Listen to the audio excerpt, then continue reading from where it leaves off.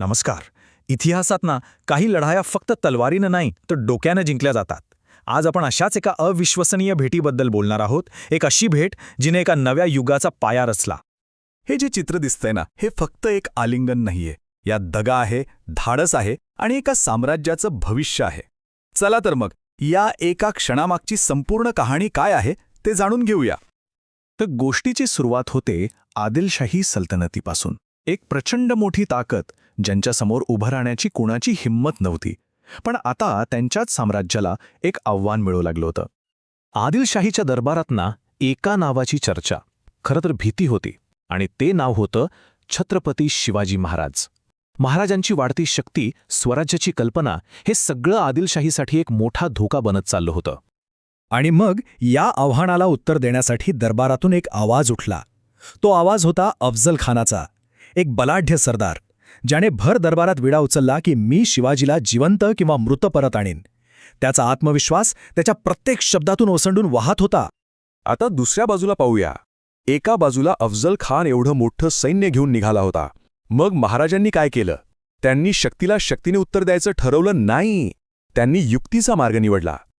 इथे एक प्रश्न उभा राहतो की जेव्हा समोरचा शत्रू ताकदीने, संख्येने, प्रत्येक गोष्टीत मोठा असेल, तेव्हा काय करायचं? थेट लढाई करणं म्हणजे तो स्वतःच्या पायावर कुऱ्हाड मारून घेण्यासारखं आहे. मग करायचं काय? याचं उत्तर महाराजांनी शोधलं होतं.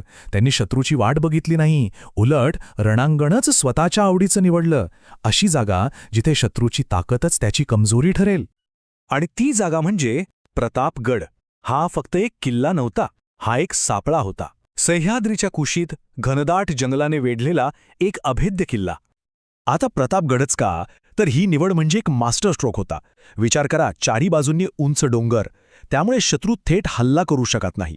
सगळीकडे घनदाट जंगल, म्हणजे आपल्या सैन्याला लपायला, गनिमी काव्याने हल्ला करायला एकदम उत्तम जागा. आणि सगळ्यात महत्त्वाचं, खानाच्या मोठ्या मोठ्या तोफा इथे काहीच कामाच्या नव्हत्या. म्हणजे महाराजांनी असं मैदान निवडलं जिथे खानाची ताकदच त्याला भारी पडणार होती. जेव्हा खानाच्या लक्षात आलं की प्रतापगडावर चढाई करणं जवळजवळ अशक्य आहे, तेव्हा त्याने दुसरा डाव टाकला. त्याने महाराजांना भेटीचं आमंत्रण दिलं. आणि इथूनच या कथेला एक वेगळं, थरारक वळण मिळतं. भेटीसाठी काही अटी ठरल्या. दोन्ही बाजूनी फक्त 10 अंगरक्षक असतील आणि शामियान्यात फक्त दोघेच नेते, तेही निशस्त्र भेटतील. वरवर पाहता सगळं कसं शांततेच्या मार्गाने चाललं होतं. पण या शांततेआड एक मोठं वादळ शिजत होतं. महाराजांना खाण्याच्या मनात काय चाललंय याचा पूर्ण अंदाज होता. ते त्याच्या गोड बोलण्याला अजिबात फसले नाहीत. त्यांनी शांततेची संधी तर दिली, पण दगाबाजी झालीच तर त्यासाठीची पूर्ण तयारीही ठेवली होती.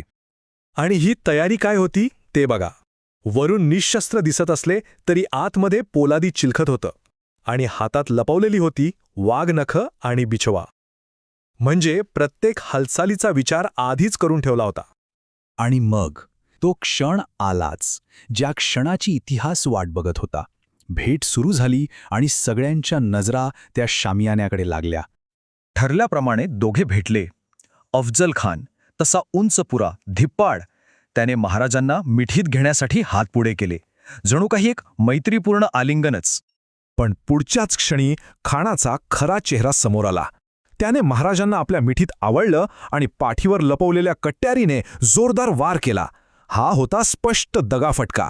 पण खानाचा डाव फसला. महाराजांच्या चिलखतामुळे तो वार वाया गेला. आणि त्याच क्षणी महाराजांनी आपला प्रतिहल्ला चढवला. आपल्या हातातली वाघनखं त्यांनी थेट खानाच्या पोटात घुसवली. एका क्षणात सगळं चित्रच पालटून गेलं.